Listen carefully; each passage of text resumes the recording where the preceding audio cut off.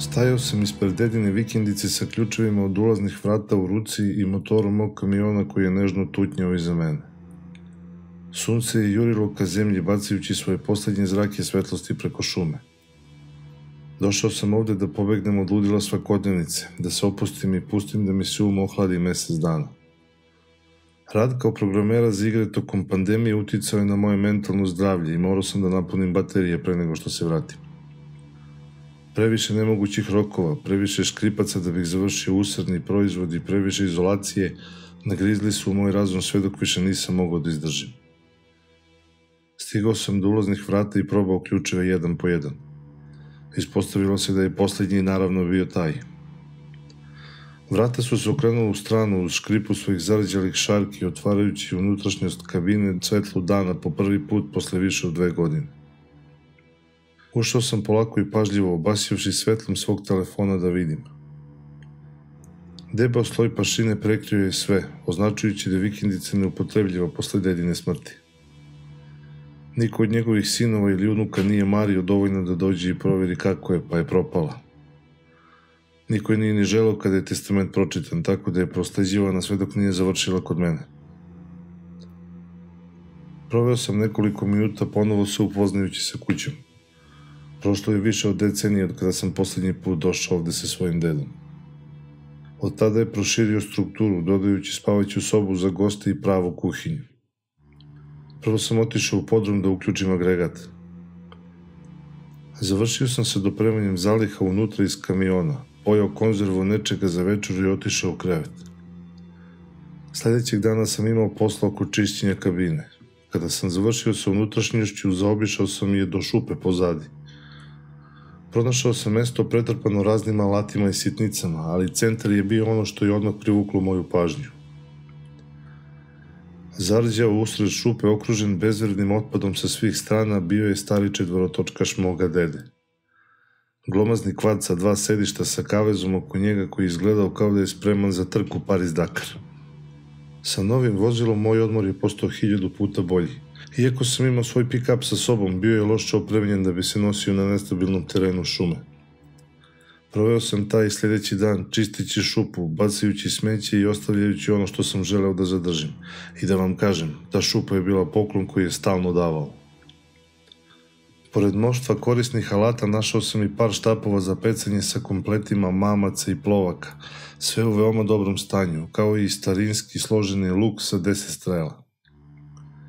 Čim sam završio sa čišćenjem, skočio sam na četvorotočkaš i otišao do obližnjeg jezera da ulovim ribu i okončam svoj vegetarijanski niz. Trebalo je neko vreme da dobijem zalogaj i skoro sam ga propustio. Skočio sam na štap za pecanje i počeo da motam ribu. Kada je konačno izašla iz vode i došla u moje ruke, divio sam se ulovu pre nego što sam je bacio u kantu koju sam poneo. Stavio sam novi mamac na udicu i ponovo zabacio konopac, ali kad sam krenuo da sedem, nešto mi je zapalo za oko. Na drugoj strani bare, sakrivenu gustim senkama šume, video sam jelena. Zurio je pravo u mene, nepomično. Mogao sam da osetim kako mi njegove oči gledaju. Međutim, čim sam se pomerio, nestao je, tako da nisam mnogo razmišljao o tome. Bio sam usred divljine, vidite životinje, bilo je normalno. Sledećih nekoliko dana proteklo je na sličan način i polako sam upadao u rutinu. Idem na pecanje ujutru, radim nešto posle ručka oko kabine ili vozim četvorotočkaš, a uveče vežbam gađanje lukom. Trebalo mi je vremena, ali sam krajem drugog dana sve češće udarao u drvo, a krajem trećeg sam počeo i da pogađam centar mete.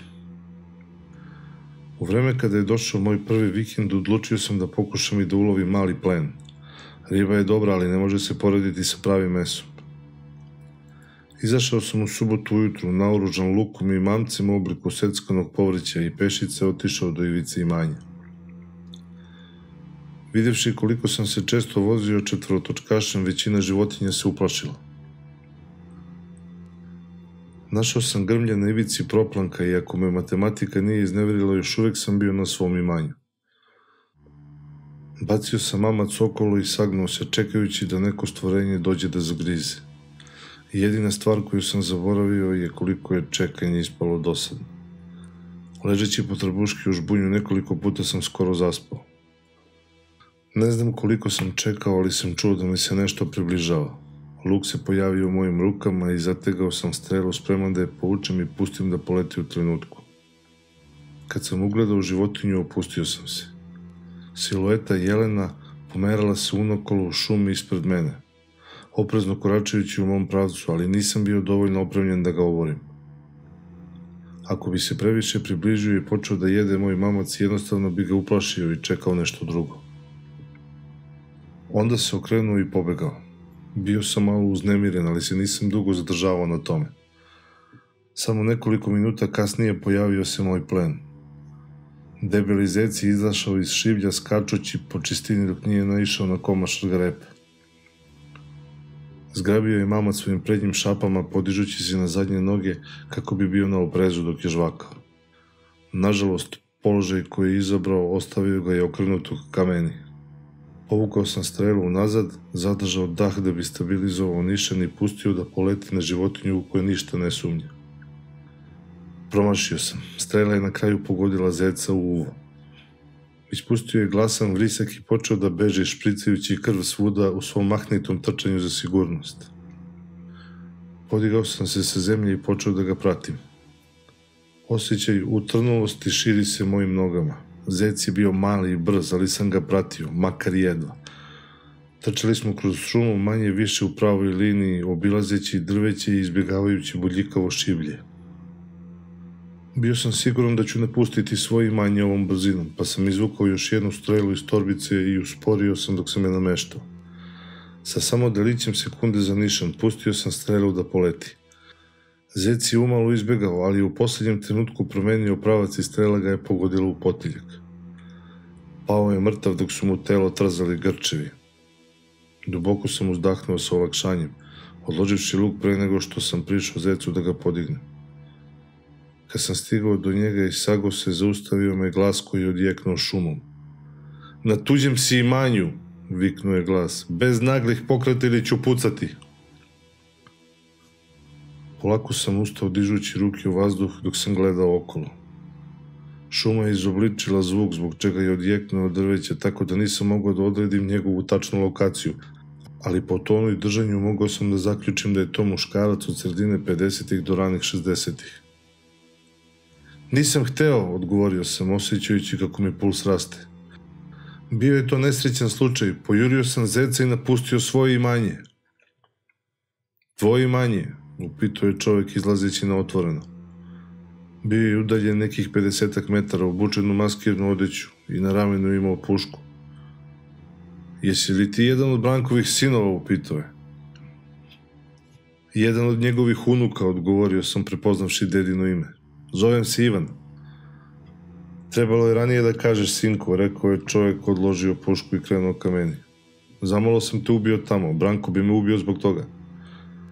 Nasmejao se na to, umirivši me. Spustio sam ruke i čekao da dođe do mene, bolje ga posmatrajući kako se približavao. Ispostavilo se ne samo da sam bio u pravu u svojoj ranijoj procjeni, već sam bio velikodušan sa nekoliko godina. Izgledao je kao da je u srednjem 60-im, visokog stasa, širokih ramena i mršavog lica zaklonjenog belom bradom. Nedostajalo mu je levo uvo, deo donje usne, vrh nosa, a levi obraz mu je bio pun ožiljaka. Njegov izgled je bio zastrašujući, neću lagati, posebno s obzirom na okolnosti našeg susreta, ali njegov ozaren osmeh je pomogao. "Sumnjam da bi deda to više mogao da uradi", rekoh. "Znači šutno je kantu, a?" pitao je čovek. Klimnuo sam glavom u odgovor. Mislio sam da je to bio slučaj kada je prestao da dolazi vamo. "Bili smo zajedno u lovu. Zovem se Žika", rekao je pružajući mi ruku. "Sva Brankova porodica je dobrodošla na moju zemlju. Izvini još jednom." "Nema problema", rekao sam pokušavajući da zvučim smireno. "Nije da ste mogli da znate." Žika je pogledao dolu u zeca, a onda ponovo u mene. Obrve su mu se namaštile, a zabava je utihnula isto tako iznenada kao što se i pojavila. "Da li si još nešto ubio ovde?" pitao je sa dubokim osjećajem brige i hitnosti. "Da li si dugo ovde?" "Nedelju dana", odgovorio sam. "Ulovio sam malo ribe, ali ništa drugo osim toga." Žikino napeto držanje se smanjilo kada je to čuo. Ramena su mu se pognula dok je duboko uzdahnuo. Njegova reakcija me je zainteresovala, ali nisam stigao da pitam ništa o tome. Dobro je, rekao je, ribe su besplatne, Valesu to ne smeta. Vales, pitao sam, ko je to, neki lovočuvar? Mislio sam da ovde mogu loviti bez dozvole na privatnom zemljištu. Vales je, poče Žika, ali mu reči zastadoše u grlu. Stavio je ruku na potiljak, trljajući je preko svoje sede kose u dugim pramenovima. Vales je šuma, Vales je njen duh. To je najbolji način na koji mogu to da ti kažem. Nisam mogao da ne pokažem svoj krajnji nedostatak vere na pomen onostranog i Žika je to primetio, ušao u defanzivu, a njegov stav je prešao sa brige na ljutnju. Znam da zvuči ludo, rekao je, uzevši prst na lice koji je prevukao preko najdužeg ožiljka koji je imao. Onaj koji se protezao od ostatka njegovog levog uha sve do njegove vilice, zaustavljajući se do samog vrata. Ali imam ožiljke da to dokažem. Ići protiv Valesovih želja je užasna ideja. Dobro, rekao sam ispuštajući sav sarkazam koji sam imao u sebi. Ribe su besplatne. Šta još? Zec valjda nije. Ribe su besplatne. Sve ostalo je poklon koji Vales želi da imaš, objasnio je Žika. Krenuo si jutros u lov na zeca. Vales ti je donao zeca. Jednostavno. Znaj šta želiš da loviš. Dođi spreman sa pravim alatima i Vales će ti to obezbediti. Ali ubi samo ono što ti on dozvoljava, ništa drugo. Dobro. Napola sam rekao, napola pitao. Još nešto? Ne izazivaj patnju. Budi brz sa svojim ubijanjem. Sve životinje su Valesova deca. Jednom kada započneš lov, moraš ga završiti. Vales ne voli da se njegovi darovi rasipaju. I samo je meso životinje vaše. Duh moraš vratiti Valesu. Sve je ovo zvučalo kao gomila hipi sranja novog doba, ali morao sam da pročitam poruku u pozadini. Budi ljubazan, budi zahvalan, sve u prirodi je deo velikog jedinstva, sve te stvari. A kako to da uradim, pitao sam. Izreži životinjino srce tamo gde je pala i zakopaj ga uz kratku molitvu. Reči nisu važne, Vales ceni nameru više nego samo molitvu. Dobro, ajde da probamo, rekao sam, želeći da već jednom završim s tim. Imaš li slučajno nož, nisam ga spakovao. Žika je iz korice u svojoj odići izvadio lovački nož, pružio ga i klekao pored mene. Napravio sam mali rez, izvukao zečevo srce i zakopao ga dok sam mrmljao hvala za vašu žrtvu. Činilo se da je Žika bio zadovoljan time, pa sam prebacio zeca preko ramena i ustao da se vratim u svoju kabinu. Hoćeš da dođeš na pivo kod mene? Pitao je pre nego što sam uspeo da napravim jedan korak. Nije daleko, a i želim još nešto da te pitam. Pitao bih ti nešto o Branku ako nemaš ništa protiv, jer stvarno mi nedostaje moj drugar u lovu. Zastao sam na trenutak razmišljajući o tome. Žika je imao nekoliko čudnih starih uverenja, ali opet ko to nema. Nije delovao kao loša osoba, tako da nisam mogao ništa da izgubim, ali mogao sam da dobijem prijatelje i hladno pivo. Naravno, pokaži put, odgovorio sam. Tako da je Žika uradio upravo to. Pošli smo kroz šumu.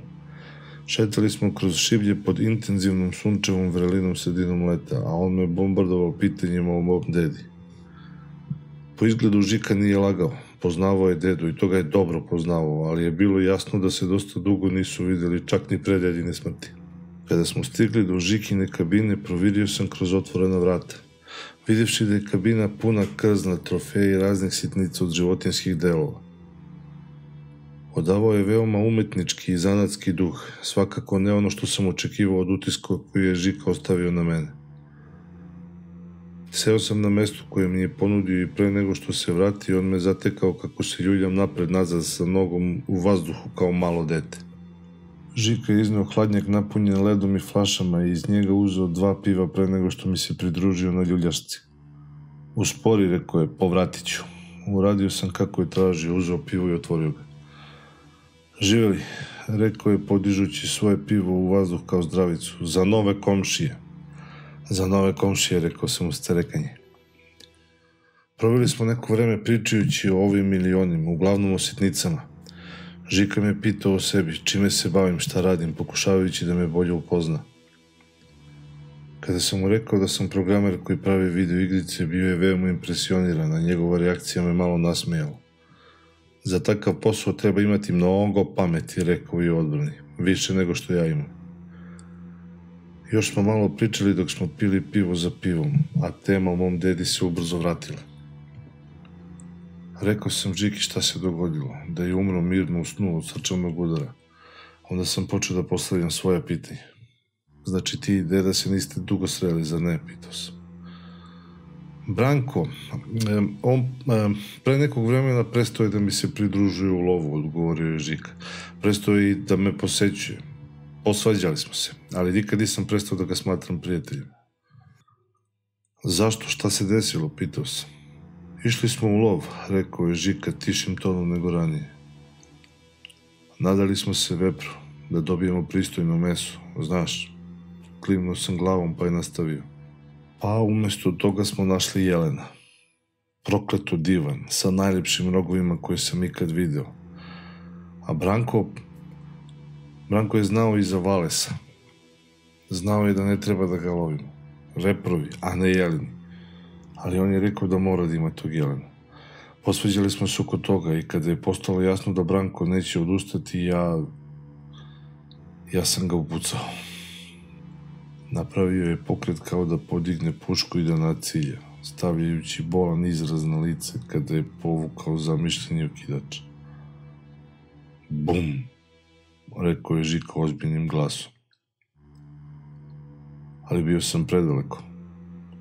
Odsekao sam lice jelena, ali ga nisam srušio. Oduvao sam mu levo uvo, donju usnu i pokvario levu stranu njuški. Uzeo je ruku na sopstveno lice, pratići prstima duž starih ožiljaka koje je nosio. I shvatio sam sve implikacije. Pobegao je. Nismo mogli ponovo da ga pronađemo. I Vale se pobrinuo da mi vrati ono što sam uradio. Trznuo sam se čuvši Žikinu priču, ali ga nisam prekidao pitanjima. Bio sam u redu sa ovim detaljima koje je želeo da podeli. Nisam želeo da ga pitam za više kada sam video bol koji su mu donela sećanja. Branko i ja, mi svađali smo se, bacali smo imena optužbe i reči su bolele, znaš. Branko je otišao u besu i rekao mi da ne želi više da me vidi i ostao je pri svojoj reči. Žao mi je, rekao sam. Da, i meni, rekao je Žika. Drago mi je što sam prvi povukao barač i što je Vales došao po mene. Drago mi je što sam uzeo sav taj bol za svog prijatelja, samo ne znam. Volio bih da je Branko saznao i cenio to, znaš. Volio bih da smo još uvijek prijatelji.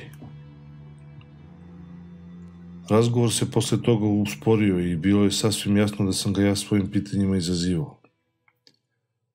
Popio sam i treće pivo i hteo da ustanem, ali me Žika zaustavio. Dozvoli da se pobrinem za to meso umjesto tebe, rekao je Žika pokazujući na zeca. Meso bi se moglo pokvariti pre nego što dođeš kući. Vales to neće ceniti. Ruke su mu bile okretne dok je radio. Njegove veštine su bile mrtva odaja njegovog iskustva.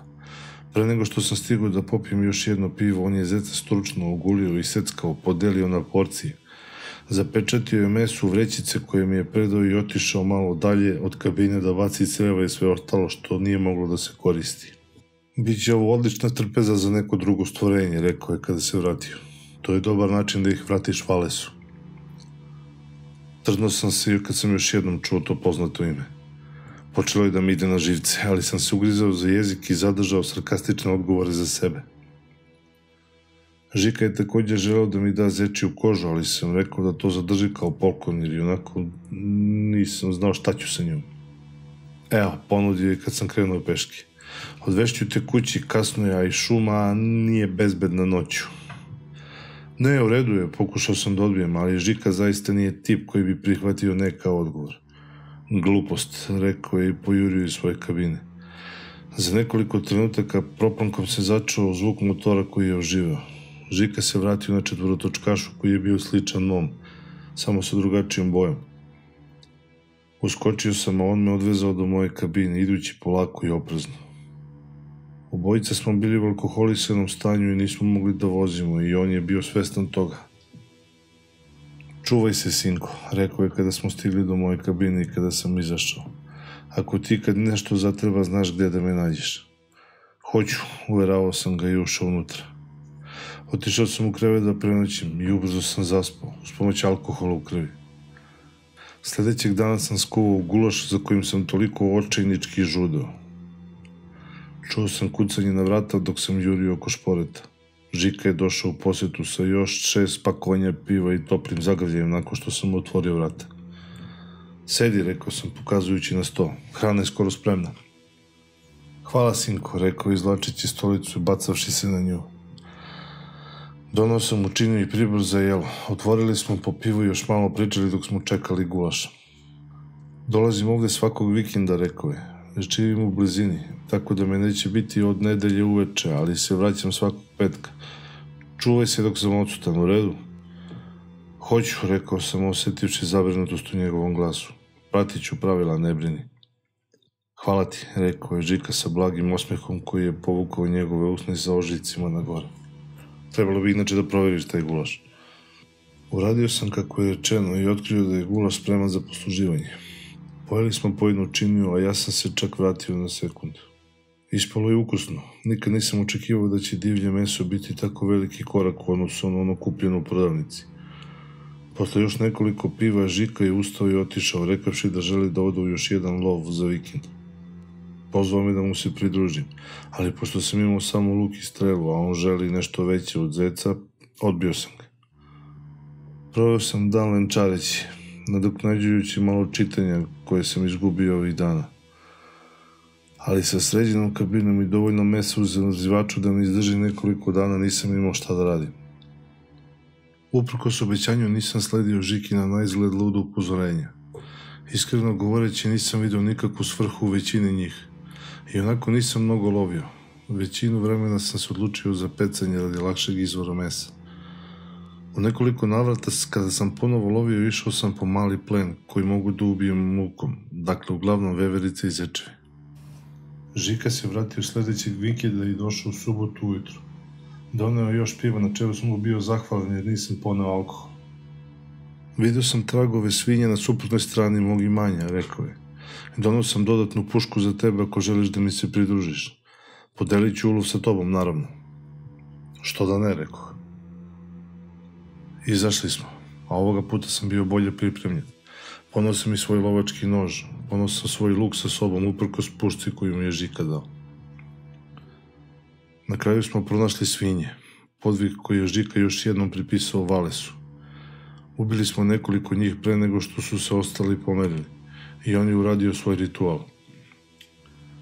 Stajao sam malo dalje na straži u slučaju da neko od drugih svinja vrati da nas napadne. Čuo sam zvuk daleko iza sebe, okrenuo sam se i podigao pušku, ali kad sam pogledao kroz nišan sve što sam video bio je jelen. Moje napeto telo se opustilo i uperio sam pušku na dole dok sam kidao prst sa ovarača. Žika je čuo metež koji sam napravio pa je skočio na nogi i primetio jelena. Pogledi su im se sreli na nekoliko trenutaka, a Žika je na to klimnuo glavom. Jelen je poleteo u šumu. Toliko jelena u ovim krajevima, rekao sam. Šta? Upitao je Žika zatečen. Vidio sam ih mnogo unaokolo, izgleda da me se ne plaše. To je kao 5. ili 6. do sad. Čuši to, Žika se namrštio, protrljao okrvavljene ruke o farmirice da ih očisti i priščumi. Jesi li ti lovio dok mene nije bilo ovde? Pitao je. Da, odgovorio sam iskreno, neke veverice i zečevi. I da li si njihov duh vratio Valesu kao što sam te naučio? Jesam, lagao sam mu u lice i to je bilo dovoljno da ga smiri. Dobro je, rekao je, verovatno je samo radoznao u vezi sa nama. Ti si ipak pridošlica. Bez reči više je otišao da uzme četvorotočkaš. Svinje su bile preteški da bismo ih sami nosili. Ostao sam da ih čuvam od grbežljivaca iz stočara. Vezali smo ih za vozilo i vratili se nazad, a Žika je obećao da će mi doneti meso kada završi sa klanjem. Vraćam ti pušku nazad, rekao sam pre nego što smo se rastali na pola puta. Zadrži, možda će ti trebati, rekao je, a njegov gest ljubaznosti me iznenadio. Ne, rekao sam, ne želim da rizikujem da je pokvarim ili tako nešto. Dobro, popustio je i uzeo mi pušku iz ruku. Vidimo se sutra, komšija. Vidimo se. Bližio se zalazak sunca kada sam se vratio na svoje imanje, pa sam ubrzao da stignem kući na vreme. U šumi nije bilo ničeg opasno koliko sam znao, ni vukova, ni medveda, nije bilo ničega, ali se nisam osjećao bezbedno u tami noći. Bio sam udaljen možda 20 minuta kada je sunce dodirnulo horizont, zavivši svet u krvavo crvene nijanse. Čula su mi se izoštrila kako je moja budnost dostigla vrhunac i gledao sam na sve strane dok sam hodao. Obično nisam bio toliko paranoičan, ali pretpostavljam da me svo to žikino stalno brbljanje o duhu Valesu zaista pogodilo.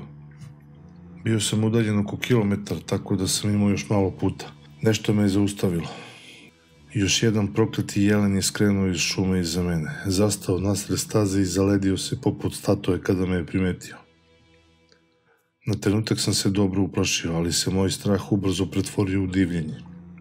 Ovaj konkretni primjerak bio je prokleto najlepši koji sam nikad video. Njegovo krzno je skoro blistalo na sunčevim zracima koji blede. Njegove velike okrugle oči probijale su u moju dušu, a rogovi su bili visoki, tornjevi, nenadmašne elegancije. Nisam pravio nagle pokrete. U trenutku kada sam ga video, bio sam toliko zatečen njegovom lepotom da sam jednostavno znao da ga moram imati.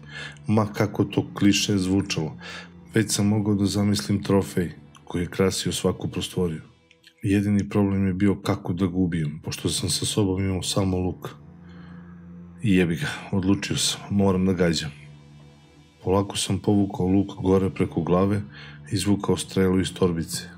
Nije pokušavao da pobegne, pa sam zarezao strelu i naciljao, nadjajući se da ću ga pogoditi pravo u vrat. Obuzeo me dubok osjećaj anksioznosti dok sam povlačio strelu unazad, kao da je ono što sam naveravao da uradim bilo apsolutno svetogrđe, ali nisam posustajao. Pustio sam strelu. U poslednjem trenutku pokušao je da se okrene i pobegne, ali je bilo kasno. Strela ga je pogodila u donju vilicu i video sam kako ispljuvava delove jezika pomešane sa krvlju i polomljenim zubima. Žaljenje me istog trena preplavilo, ali krenuo sam za njim, izvlačići svoj lovački nož da bih, nadam se, brzo završio s njim. Ali skočio je. Shvativši da ne mogu da ga stignem, pokušao sam da izvučem još jednu strelu, ali nisam bio dovoljno brz. Za nekoliko trenutaka je pobegao, noć me sprečila da ga pratim. Nisam mogao da ga pratim kroz mrak i izgubio bih se u šumi. Imao sam malo problema da zaspim te noći, ali sam posle nekog vremena uspeo. Ne znam koliko je bilo kasno kada me je probudio jak udarac sa desne strane kabine. Sve što sam znao je da je bila sredina noći i da je napolju bilo mračno kao u grobu. Začuo se još jedan prasak, glasniji od onog pre njega koji je odjeknuo kroz kabinu, pa sam skočio na noge. Nisam stigao da se obučem jer je lupanje nastavilo i ubrzo je propraćeno i struganjem. Uzeo sam luk i lovački nož da bi mi ponudili zaštitu kako bih se suočio sa nekim grabežljivcem. To je bilo bolje nego njuškati praznih ruku. Lupanje je stalno dolazilo, ja sam ga odredio u gostinskoj sobi. Polako sam otvorio vrata da kroz prozor proverim kakva je situacija napolju. Prizor koji sam dočekao ostavio me je paralizovanog od straha. Napolju, više puta se zabijajući glavom u čvrste zidove kabine, bio je to jelen. Jedan mnogo veći nego što ima pravo da bude, sa krivim rogovima, savijenim i polovljenim po nezgodnim uglovima. Ugledavši me, pojurio je na prozor ka meni, šaljući krhotine stakla u sobu i oslobađajući me pospanosti. Vikao sam, drao se, ali to je samo naljutilo jelena. Gurnuo je glavu u sobu, razbio okvir prozora i posekao se dok je pokušavao da dođe do mene. Nisam se zadržavao, okrenuo se i pojurio niz hodnik u sprintu. Nisam znao kuda, ali nije bilo ni važno, samo da se udaljim što pre od ovog. Pokušao sam da dođem do ulaznih vrata, ali jelen je shvatio. Kad sam stigao tamo, već ih je udarao glavom, a čak i da sam stigao, šta onda? Nisam mogao nigde da pobegnem peške, bili su mi potrebni točkovi i trebalo je mi nešto da nađem pomoć. Promenio sam pravac i otrčao u spavaću sobu vadeći ključeve četvorotočkaša iz pantalona. Bio je odmah iza kabine, pa sam otvorio prozor i iskočio. Jelen me je brzo pratio po kolibi. Pronašao me u trenutku kada su mi noge udarile o travnato tlo napolju. Na ispravnoj svetlosti meseca bolje sam ga pogledao. Moja početna procena je bila užasno pogrešna. Bio je mnogo veći nego što sam mislio, ali sam uočio jednu stvar koja mi je zaledila krv u venama. Krzno mu je bilo raščupano, otkrivajući trulo meso i otkrivene kosti ispod. Oči su mu bile sjajne, crvene, krvave i zamagljene. Navalio je na mene, a ja sam izbjegao njegov udar u trenutku. Čuo sam kako se sudarao s kabinom, ljuljajući je napred-nazad. Nisam stao da se osvrnem. Okrenuo sam se prema četvorotočkašu i skočio na njega. Ruke su mi drhtale poput zemljotresa dok sam pokušavao da uvučem ključeve u bravu. Motor je živo ispod mene. Dodao sam gas i sleteo niz čistinu ispred sebe. Jelen je naletao na mene sa strane, ali sam snažno pritisnuo kočnicu i gledao ga kako proleće ispred mene. Krenuo sam prema drveću nadajući se da će imati problema da me prati. Smrad trulog mesa širio se svuda unaokolo. Osvrtao sam se par puta da vidim gde je. Samo sam video đavolje crvene oči kako poskakuju u mraku. Odvratan smrad njegovog tela i ispuštao je neke neverovatne zvuke. Kao da su dolazili iz samog pakla. Prestravljen celom situacijom, počeo sam da verujem u Žikina sranje. Nisam mogao da mu pobegnem. Video sam njegovu senku u šumi dok sam se kretao po neravnom terenu i kad god bih stigao do čistijeg dela šume, ponovo je pokušavao da me napadne. Stalno sam ubežao, tako da nije uspeo da me uhvati. U tom trenutku sam shvatio da sam stigao ispred Žikine kolibe. Čuvši kvad, istrčao je sa puškom u ruci i kad je ugledao prizor, skamenio se. Nisam mogao da se pomerim kad sam ga ponovo ugledalo. Čudo je postalo još veće nego ranije. Nadvilo se iznad mene otprilike veličine Žikine kolibe. Žao mi je, izletelo mi je, žao mi je, tako mi je žao. Čuo sam kako puška zvecka kada je pala i udarila u zemlju. Podigao sam pogled i shvatio da je Žika ispustio iz ruku. Kleknuo je ispred mene i uhvatio me za ramena, a ja sam mogao da vidim čisti užas u njegovim očima. U redu je, sinko, pokušao je da me smiri, bit ćeš dobro, ne brini, ali pokušao sam da protestujem, nije hteo da čuje ništa od toga. Rekao sam da ćeš biti dobro, veruj mi, u redu. Dok nam je zver polako prilazila, nisam imao drugu alternativu osim da mu verujem i da se molim da je u pravu. Spustio je glavu toliko nisko i naciljao polomljenim rogovima moj vrat. Kratko, uplašeno sam pogledao šta se dešava, ali sam se previše plašio da bilo šta uradim. Žika je krenuo ka njemu, čudovište je stalo kada je videlo kako mu se približava. Oprosti mu, vikao je, on je mlad, nije znao šta radi. Čuvši njegove reči, zastade. Spustio je glavu sve dok njegove paklene oči nisu bile na Žikinom nivou, ali sam mogao da vidim nepoverenje u njih čak i ovako daleko. Daj mi njegovu kaznu, viknuo je. Ja sam kriv što ga nisam bolje naučio i postarat ću se da se više nikad ne ponovi ova greška. Žiko, povikao sam, ne možeš. Ućuti, viknuo mi je preko ramena, ali ja nisam imao hrabrosti da ga pogledam u oči. Čudovište je prišla njemu i dok je Žika klečao ispred njega. Nisam više mogao da se suzdržim, počeo sam da plačem. Da bi vratio moje delo u naturi, to bi osakatilo Žiku. U mislima mi je blesnula slika Jelenove donje vilice probijene i uništene mojom strelom i to je bilo previše za mene. Žika je podigao glavu da ga pogleda. Video sam kako se jedan od zverinjih rogova spušta sve niže, sve dok mu jedan od mnogih iznorenih vrhova nije naslonio na vilicu. On se nije povukao, dođevola nije se čak ni trgnuo. Ne, vikao sam, što je nateralo Valesa da stane i pogleda u mene. Čuti, počeo je Žika, ali sam ga zaustavio. Ja sam to uradio, ne on, ne možeš ga kazniti za moju grešku.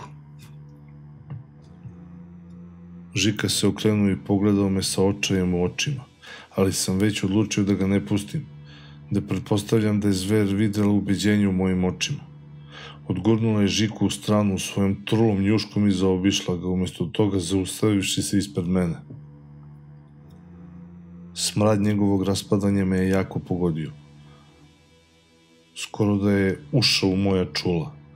Bilo je to tako ružno i uvrnuto biće, a ipak nisam mogao da osjetim ni trunke zlobe iz njega. Ne, nije želela da mi ne nanese neopravdanu patnju. Želela je pravdu. Žao mi je, rekao sam još jednom spustivši glavu ka zemlji. Zaista jeste. Znam da sam slomio tvoje poverenje i da zaslužujem tvoju kaznu, ali žao mi je. Oblačić trulog vazduha napustio je njegove nozdrve, prevrnuo se preko mojih crta lica i umalo me nije onesvestio. Osjetio sam kako mu se glava pomera sve dok mi njuška nije pomilovala kosu. Napeo sam se dok sam se spremao za ono što sam mislio da će uslediti. Oči su mi se zatvorile tako čvrsto da su mi povukle lice u grimasu. Udarac nikad nije došao. Umesto toga osjetio sam nešto lepljivo i glatkasto na svojoj desnoj ruci. Valesov jezik je obavio moje prste povlačeći ih prema gore i osjetio sam kako mi njegovi nazubljeni zubi grickaju meso, uz bolesno škripanje koje je poslalo bolove koji su mi zgrčili telo. Odgrizao mi je kažiprst i progutao ga. Vrištao sam od bola osjećajući kako mi krv izvire iz rane, ali mi Vales nije dozvolio da se povučem. Dobro je uhvatio moju ruku, a odgrizao mi je i srednji prst. Bol je bila toliko užasna da sam se zamalo onesvestio, ali sam nekako uspeo da ostanem budan. Plašio sam se da će ići na još jedan zalogaj, da će me malo po malo uhvatiti za ruku za kaznu. Ali zaustavio se na ta dva prsta i pustio me. Ustao je i okrenuo mi leđa, smanjujući se dok se povlačio u šumu, sve dok nije bio normalne veličine. Vidio sam kako mi se posljednji put okreće, a od ružnog čudovišta koje me je jurilo nije ostao ni trag. Žika je pojurio na moju stranu nakon što je Jelen otišao. Povukao me na noge, pomogao mi da uđem u svoju kabinu.